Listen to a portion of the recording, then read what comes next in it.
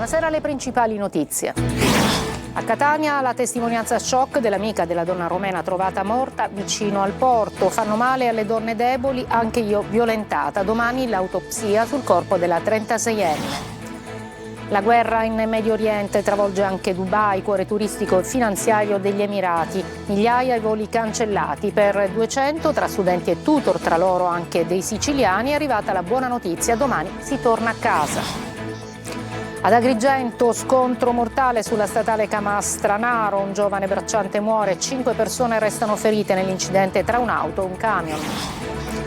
Miscemi, sorvegliata speciale con attrezzature tecnologiche, i movimenti della frana controllati con i satelliti.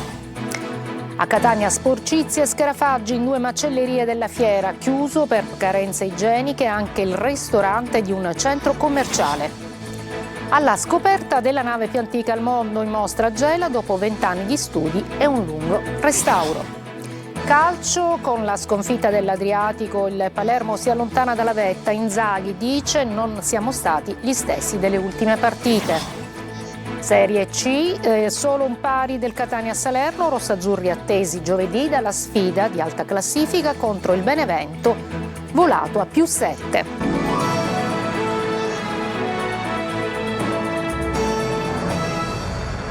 Buonasera, eccoci. Adele, uccisa dai mostri a Sicilia, 24, parla l'amica della donna romena trovata morta nei pressi del porto di Catania. Era una donna solitaria, ci confida, ma dava tutto il cuore. Si indaga intanto per omicidio e domani sarà effettuata l'autopsia sul corpo della 36enne. Sentiamo Tonino De Mana. Lo dovete chiedere ai mostri che ci sono qua a Catania. Ai mostri? Sì. Lo ripete più di una volta con un filo di voce e parla di mostri. Quei mostri hanno ucciso la sua migliore amica Elisabetta Bolghiar, che tutti conoscevano con il nome di Adele, trovata morta in un edificio abbandonato che in passato ospitava l'ex consorzio agrario a pochi metri dal porto di Catania. La vittima, 36 anni, nazionalità romena, aveva segni evidenti di percosse e qualche ferita d'arma da taglio, specie alle braccia e al collo. L'autopsia, prevista tra domani e mercoledì, potrà fornire elementi utili agli investigatori. Si indaga per omicidio. Non hanno dubbi gli investigatori che stanno puntando l'attenzione sul mondo della prostituzione e del crack. Non si dà pace Carolina, proveniente dalla Repubblica Dominicana ed amica di Adele. Mi piace fare male alle persone, alle donne deboli, come Adele, come me, come tanti altri. Era un pochino solitaria, però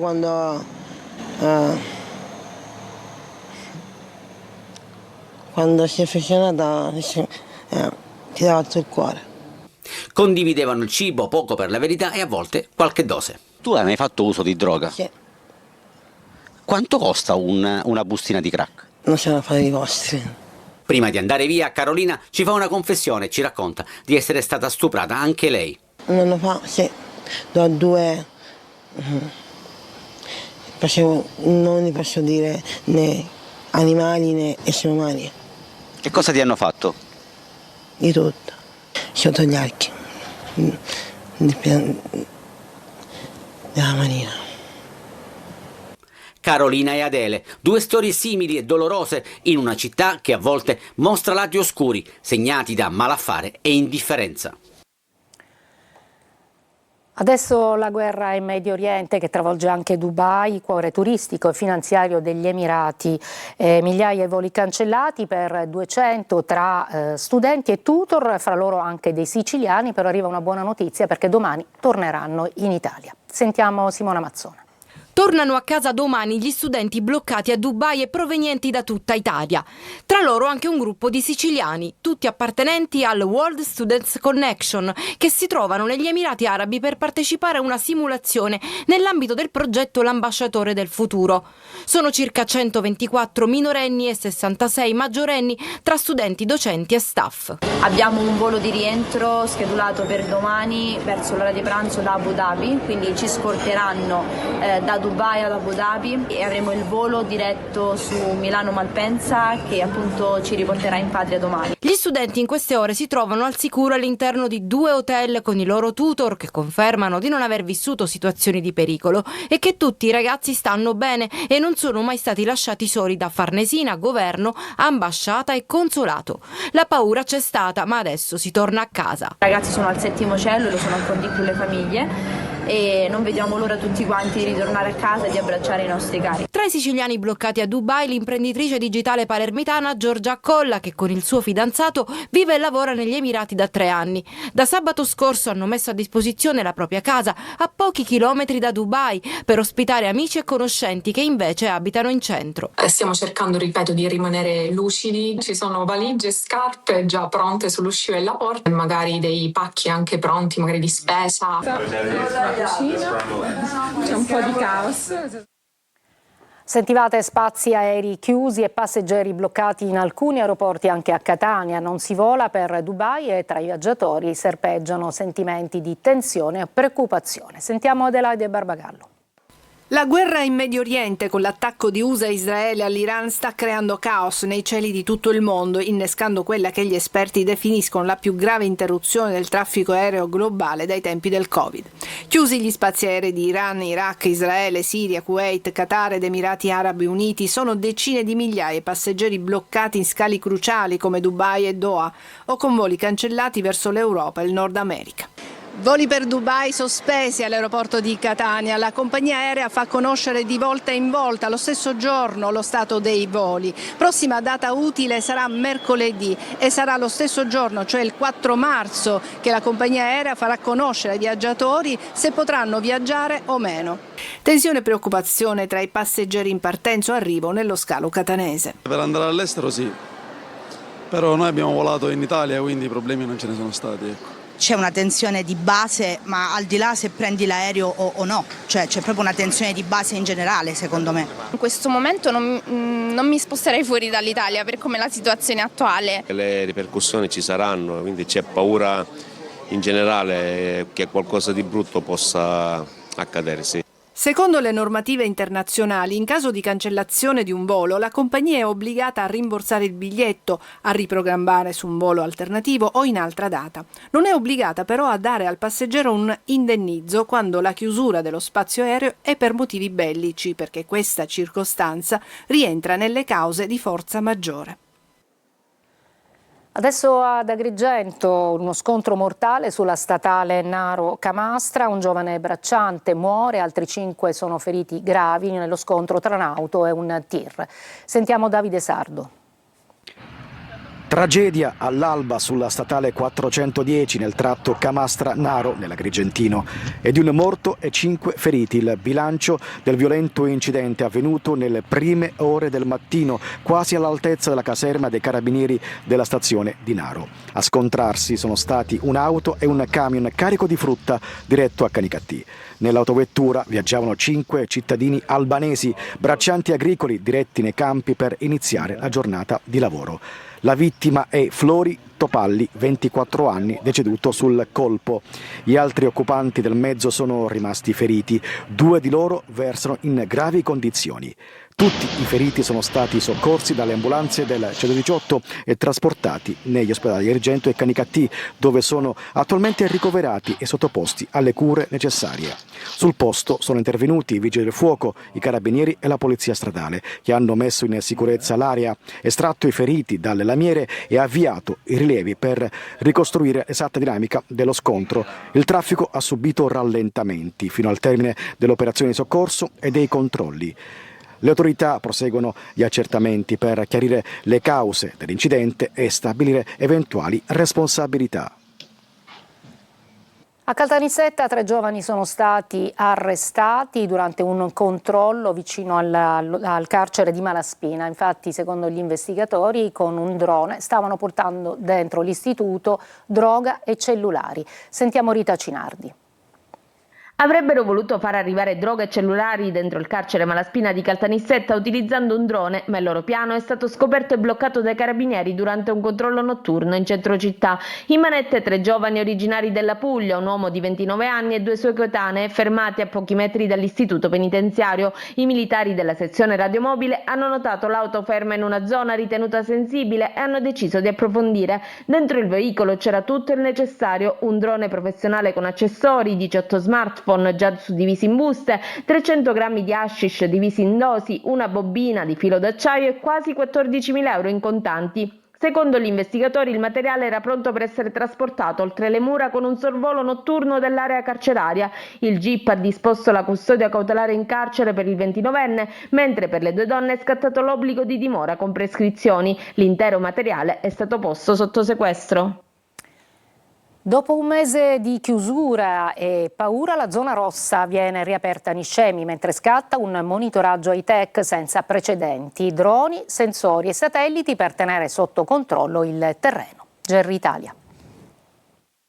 Molti residenti hanno già fatto rientro nelle proprie abitazioni, altri invece preferiscono attendere ancora qualche giorno. Resta il timore che il fronte franoso possa riattivarsi, un'ipotesi che secondo la Protezione Civile può essere esclusa pur mantenendo alta l'attenzione. Il fenomeno franoso, che ha interessato una fascia di circa 4 km e imposto l'evacuazione di centinaia di persone, resta comunque costantemente sotto osservazione. In campo un sistema di monitoraggio avanzato che integra più tecnologie. A sorvegliare il terreno sono ora anche i satelliti di Capella Space, azienda acquisita dal gruppo statunitense IonQ, specializzato in informatica quantistica. Attraverso radar a apertura sintetica, i satelliti consentono di rilevare in tempo reale anche minimi movimenti del suolo, fornendo dati cruciali ai tecnici e alla Protezione Civile. Un progetto nato dalla collaborazione tra la base di Sigonella, il consolato statunitense e l'amministrazione comunale. Il controllo dallo spazio si affianca a droni ad alta risoluzione, stazioni GNSS per intercettare microspostamenti e sistemi laser utilizzati dai vigili del fuoco. Un dispositivo integrato per garantire sicurezza e prevenzione, mentre Niscemi prova lentamente a voltare pagina.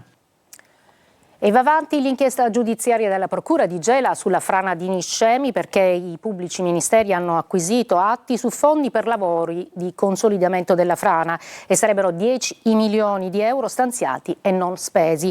Così il procuratore capo Salvo Vella sta valutando documentazione tecnica e atti ufficiali, compresi quelli per il finanziamento che avrebbe dovuto permettere di avviare i lavori di consolidamento nell'area della frana già a partire dal 1997. Depositata oggi la motivazione della Corte d'Appello di Caltanissetta sulla sentenza con cui a maggio del 2024 aveva dichiarato prescritta l'accusa di calunnia aggravata dall'aver favorito la mafia contestata ai poliziotti Bo, Mattei e Ribaudo, finiti sotto processo per il depistaggio delle indagini sulla strage di Via D'Amelio. Sentiamo Simona Mazzone. Depositate dalla Corte d'Appello di Caltanissetta le motivazioni della sentenza che ha dichiarato prescritte le imputazioni a carico dell'ex dirigente Bo e degli ispettori Mattei e Ribaudo, i 3 poliziotti imputati del depistaggio delle indagini sulla strage Borsellino, costata la vita al magistrato e a 5 agenti della scorta.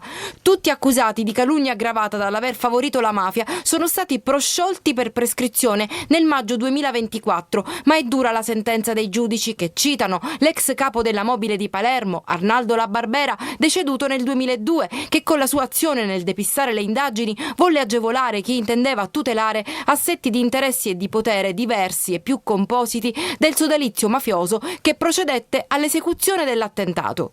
L'unico dato certo, scrive la Corte, è che egli intese favorire l'impunità di soggetti diversi da Cosa Nostra, colpendo comunque almeno in una sua parte questa organizzazione e lasciandone indenni alcuni esponenti. La ricostruzione dell'attentato a Borsellino del pool di La Barbera, poi sconfessata dal collaboratore di giustizia Gaspare Spatuzza, è basata su pentiti costruiti ad arte, come Vincenzo Scarantino, portò alla condanna all'ergastolo di 8 innocenti che poi chiesero e ottennero la revisione del processo. La Barbera, scrive il collegio, stava agevolando alcuni esponenti di Cosa Nostra su direttive impartitegli dall'alto per preservare alcune responsabilità istituzionali, ma non vi è prova che egli fosse a conoscenza del fatto che quella sua attività avrebbe comportato il perseguimento di un interesse e di un vantaggio per tutta l'organizzazione. Una precisazione che consente ai giudici di far cadere l'aggravante mafiosa dalle accuse rivolte ai 3 imputati, complici del loro capo, e di dichiarare la prescrizione delle accuse. Breve pausa e poi a Catania, dove è stata scoperta sporcizia e scarafaggi in 2 macellerie della fiera.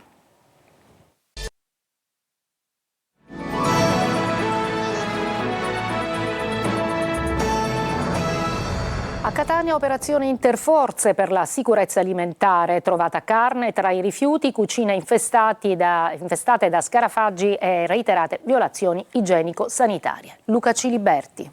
A Catania una task force interforze coordinata dalla polizia ha condotto controlli mirati sulla filiera alimentare dai grossisti del massa al commercio del taglio nell'area del mercato di piazza Carlo Alberto, la cosiddetta Feroluni. Il bilancio complessivo supera i 42.000 euro di sanzioni con la chiusura e la sospensione di alcune attività. Il caso più grave riguarda una macelleria nella zona del mercato di piazza Carlo Alberto, riscontrate numerose carenze igienico-sanitarie. La carne, ad esempio, era conservata per terra tra sporcizia e detersivi corrosivi. All'interno trovate anche 2 lavoratori irregolari, impianti non conformi a rischio incendio, alimenti privi dei più elementari requisiti di tracciabilità. In questo caso sono stati distrutti 260 kg di merce alimentare. In un'altra macelleria della zona, già sanzionata in precedenza, è stata disposta la chiusura per reiterate violazioni, sequestrati 30 kg di carne non tracciabile. Durante le verifiche i poliziotti hanno notato la presenza in strada di un venditore ambulante di pesce che aveva sul bancone materie prime senza ghiaccio e senza adeguati impianti di refrigerazione. Parte del pesce è stato trovato in vasche con acqua sporca ad una temperatura non idonea alla conservazione. In un altro controllo, il NAS di Catania ha sospeso un'attività di ristorazione all'interno di un noto centro commerciale della periferia ovest della città, all'interno sporcizia e blatte vicino al cibo. È stata disposta per questa violazione una sanzione di 3.000 euro. Andiamo alla scoperta della nave più antica al mondo, che adesso è in mostra a Gela dopo 20 anni di studi e un lungo restauro. Gerritalia. 5.000 visite in una sola giornata. Si chiude con numeri da record il primo fine settimana del nuovo museo dei relitti greci di Bosco Littorio a Gela. Un debutto che va oltre le aspettative e segna una svolta per la città, che riscopre uno dei suoi tesori più preziosi, una delle navi più antiche del mondo. Dopo anni di attese, ritardi e ostacoli burocratici, la triremi arcaica Gela 1 ha finalmente una sede definitiva. Recuperata nelle acque di Bulala, davanti alla costa gelese, la nave torna visibile al pubblico dopo 2000 anni di silenzio sui fondali. È una perla rara perché coniuga da una parte la storia millenaria del nostro mar Mediterraneo e dall'altra parte esalta l'identità siciliana. C'è un grande fermento culturale a Gela e oggi questa apertura sicuramente terrà a battesimo un volano importante. Con l'apertura del Museo dei Relitti Greci si dà veramente il via a quella che è la nuova era della città di Gela, una città turistica, archeologica e culturale. Varcare la soglia del museo significa salire idealmente a bordo. Lunga 17 metri, la Gela 1 racconta una storia che attraversa secoli e Mediterraneo. Partita dall'Attica, naufragò al largo di Gela,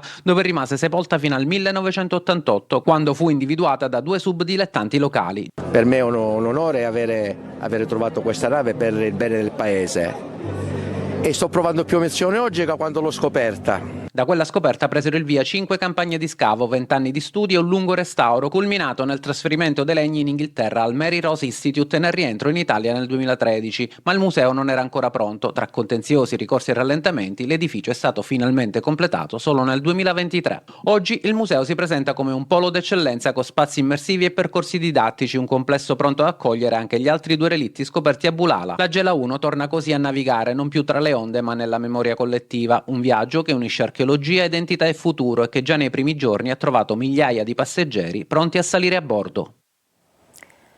Breve pausa alla pagina dello sport, il calcio, il Palermo ha perso e il Catania ha pareggiato.